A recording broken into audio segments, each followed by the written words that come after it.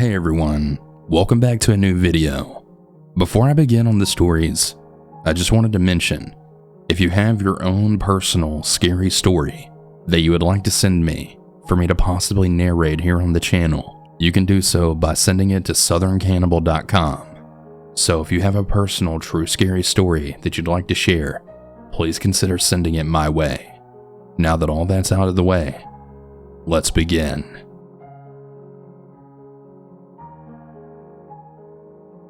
My friend and I were camping a few hours away from our hometown. We had set up camp and pitched our tent right around the time the sun was beginning to go down. We decided to have a campfire and roast some s'mores on hot dogs. As the fire started to die down, we saw what looked like the shadow of a tall, skinny man. We just shook it off, thinking it was just some trees, and then doused the fire so we could go to sleep. As we zipped to the tent and got ready for bed, we thought that we heard breathing just outside of our tent. To reassure ourselves, we told ourselves that it was just the wind, and we went to bed.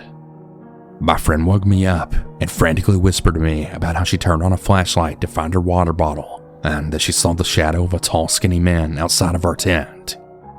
I pulled out my phone and I called my mom to come get us, as we were way too afraid to get out of the tent alone. Although we were a couple of hours away, she said that she would find someone to come get us. While on the call with her, we then heard our zipper slowly unzip, and then the door blew it open a bit. My friend got up to zip it back up, and she could have sworn that she then saw a hand or something. My mom told us to hang tight, because it would still be a few hours until she could get someone to get us. Now, we weren't at a campsite, or really anywhere that people would be able to hear us to call for help, so we decided to stay quiet and wait out the night. We had heard a branch just outside of our tent then snap, and some leaves rustling, and we began to panic. After a few hours of waiting, my mom arrived along with some cops, and she helped us pack up so we could finally leave. The cops went to search the woods, and a few hours later, they called us and told us that they had found a schizophrenic man who had been armed with a knife out in the woods. Yeah, we haven't been camping since.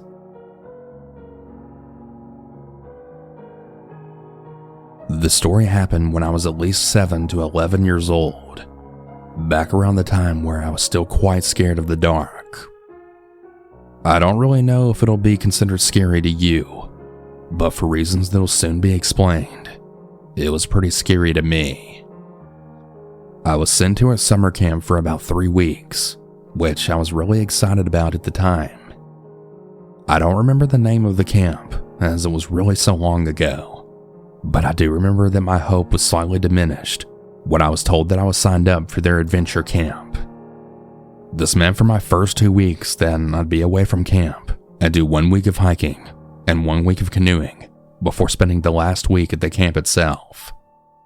I had never had to do something like this before, so suddenly being told that I had to pick and pack a week's worth of clothes and head off to the first camping spot the same day was a bit of a shock.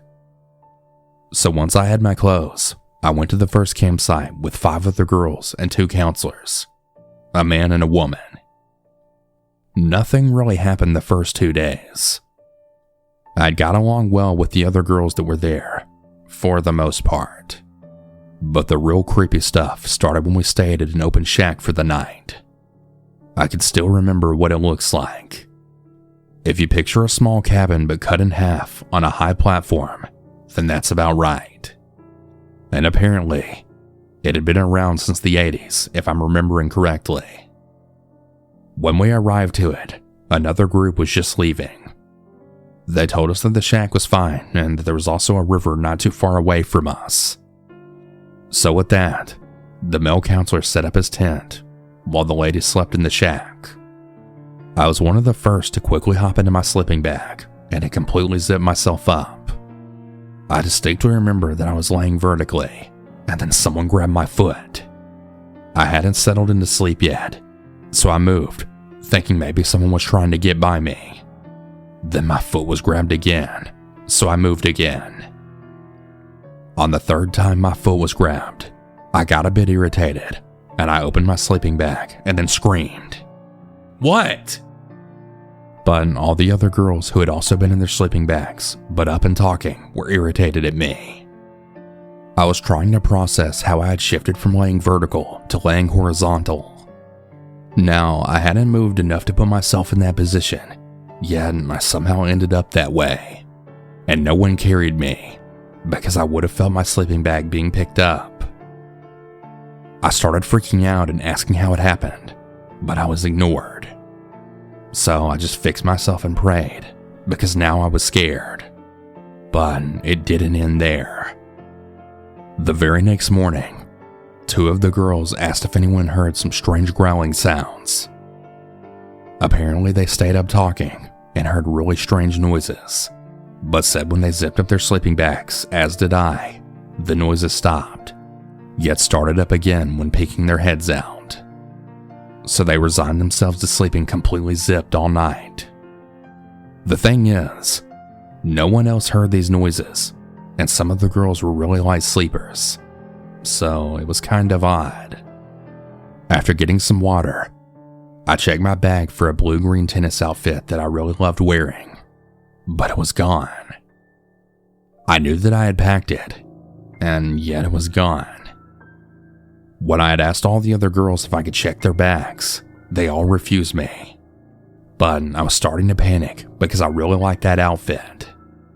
Today I'm convinced that one of them may have taken it, but back then, the sudden disappearance of that particular outfit had me thinking otherwise. On that same day, we then moved on and set up camp elsewhere. The male counselor decided we should hike the trail we were by, so we did. But one of the girls has an asthma flare, and even after several puffs from her inhaler, she still couldn't breathe. Another girl suddenly twisted her ankle, and another complained of stomach pain.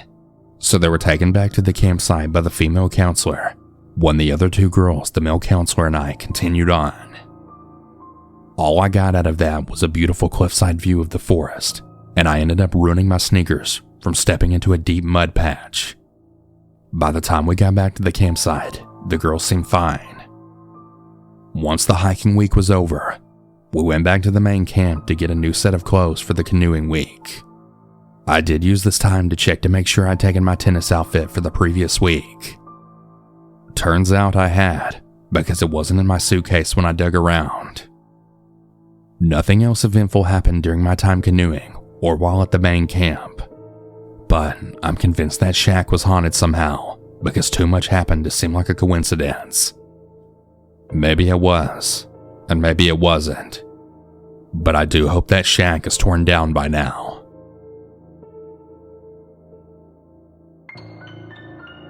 My story is quite short, but weird and creepy in a way. Anyway, here's the background bit. Me and my dad, and also our 2 huskies, love to make trips to Lapland. We live in Finland. Usually we took these trips when it was super snowy and Christmassy. My dad had also rented a cabin for a week when we went on these trips. From the cabin we took a hike, skiing, etc. Trips around our rented cabin, and it was a lot of fun. Anyway, we took a 1-day hike through a snowy walking trail. It was super cold, but super fun as well. At the end of the trail, I had got an energy boost at the thought of some pizza. My dad had promised to buy us some pizza after the hike. I ran through the trail, while my dad and 2 huskies were a bit far behind. Here's where it starts to get weird. I stopped because of some guy in a black suit was standing in the middle of the trail. He started to talk, but I interrupted him. I called for my dad, who was walking a bit far behind me, and I said, Dad, there's some dude here asking something." My dad and our huskies fastly got to me and this strange guy. The strange guy started to ask questions in broken English, like where he can find a town, etc. Honestly, I don't remember well about all these questions. I was a pretty young kid. I just remember saying to the guy in English, "Well, you aren't going to find a town here. This is a hiking trail," or something like that. My dad also isn't good at speaking English, but he pretty much said the same thing. We quickly left after that because it was just kind of sketchy to us. The reason it was so sketchy to us is because this dude was in a suit right in the middle of the trail in the middle of nowhere, obviously not going hiking. He didn't even have anything on him. It was also dark at around 8 p.m. in the winter. And the weirdest thing yet, at the end of the trail, there was a suspension bridge that you have to cross to get to the parking spaces. So obviously this dude had to cross it. I don't know. It all just seems so weird to me. Like, why would he come to a secluded forest area in the dark? Why would he cross the suspension bridge in this suit? And why would he ask help from a little kid? There's just too many weird things that happen there that really makes my skin crawl. I still kind of want to know why he was there, but also not. It's just too weird. I feel like he was maybe there on purpose. You have to drive there a pretty long way from town to get there, and go through a forested area. I don't know. All in all, it was just a really weird and creepy experience.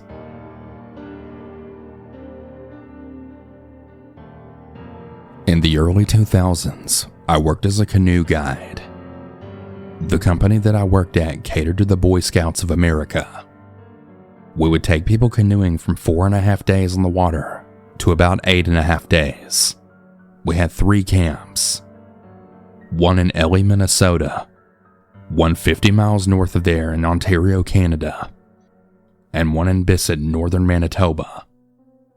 During my summers there, I had the best summers of my life, but I also had some very scary moments. I'm going to be sharing 3 of my most scary stories with you. The first, the least scary, yet concerning and disturbing. It was my second summer that I worked at that camp. I had a coworker named Robert Wright. Although I had never really got close to him as a friend, I thought he was alright. We were both in our early 20s from the same city. About 20 years later, he was arrested and charged for the 1998 broad daylight murder of Renee Sweeney, who was a young girl in my hometown. I worked an entire summer with a man who allegedly shot and killed a woman in her workplace. This is the same man who was taking 13 to 17-year-olds camping in the middle of nowhere.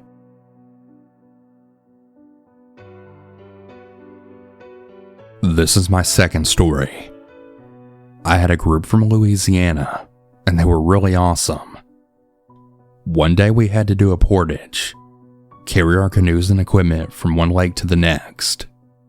We were going to a lake called the Half Moon Lake. The trail was nice because it doubled as a snowmobiling trail in the winter. The thing was, at the end of this portage, the trail was a swamp. It's okay in the winter as it was frozen, but in the summer, it was about 60 feet of moss before it got to the water. There was a trail that went around it, but made the portage longer. I had one scout leader in my group. He was probably around 6'4" and heavy build.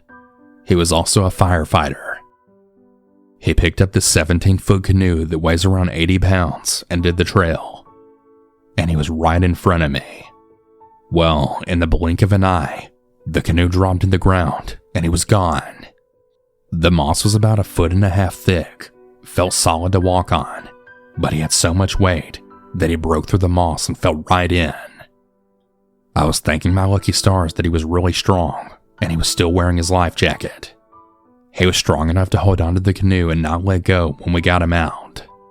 The hold disappeared and was almost impossible to see it. It was kind of like a trap door. The moss would eventually flow back into position. The scout leader didn't feel the bottom, so it had to be over 9 feet deep at least. If he would have lost grip of the canoe, the piece of the moss would have floated back into the position and then covered the hole.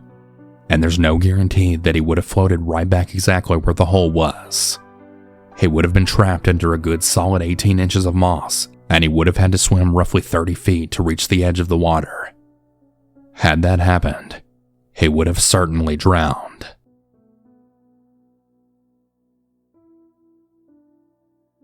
My last story. One of the summers at that camp, we had a huge storm system that came in. It extended from LA, Minnesota, all the way to Ontario, Canada. We had a series of microbursts, tornadoes, and hail. The camp in LA, Minnesota had winds so fierce that it snapped white and red pines that was over 5 feet in diameter like twigs. Me being in the smack middle of the system near Atacocan and on the trail, I had a group where we crossed a lake called White Otter to a portage called Ann Bay Portage. The trail was a mile long. The lake itself was known for having large waves, as it's long, narrow, and deep.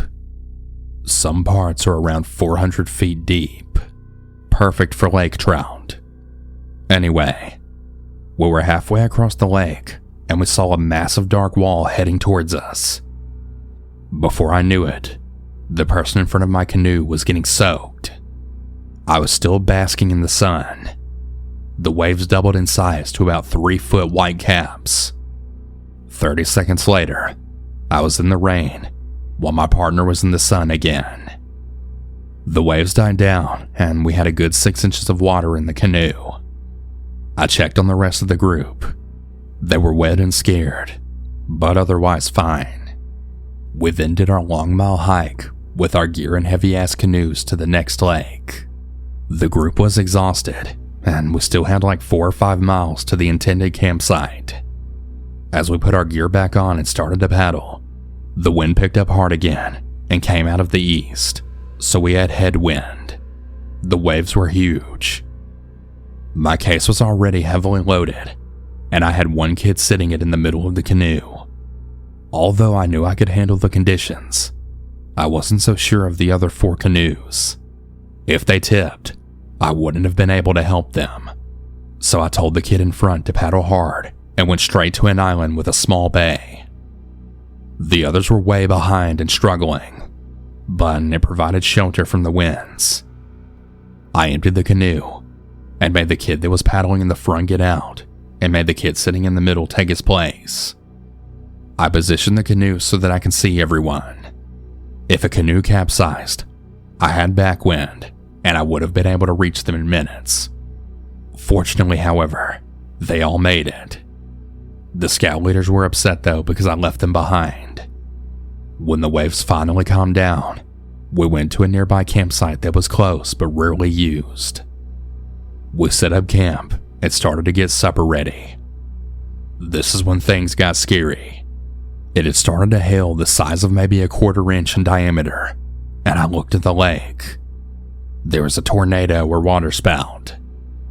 We jumped in our tents to cover from the hail. The winds got so hard that my 4-foot-high tent was reaching my head, and I could also feel the hail hitting me on the head, and I was laying flat on the ground. It lasted like 5 minutes before the sun came back out. When I got out of the tent, my supper bowl was still next to my tent, completely filled with ice and fog on top of it. Then I heard a noise. There was a small bass that was about 10 feet on the shore just thrashing around. One of the scouts picked it up and threw it back in the water. Then we turned around and looked at the tents. One tree that was at least 3 feet in diameter actually fell and got stuck in between 2 other trees. Well, the trunk was about 2 inches over my tent, and the tree was perfectly aligned to have crushed 2 other tents. If that tree would have fell, it would have crushed and probably killed all of us. Pretty terrifying stuff.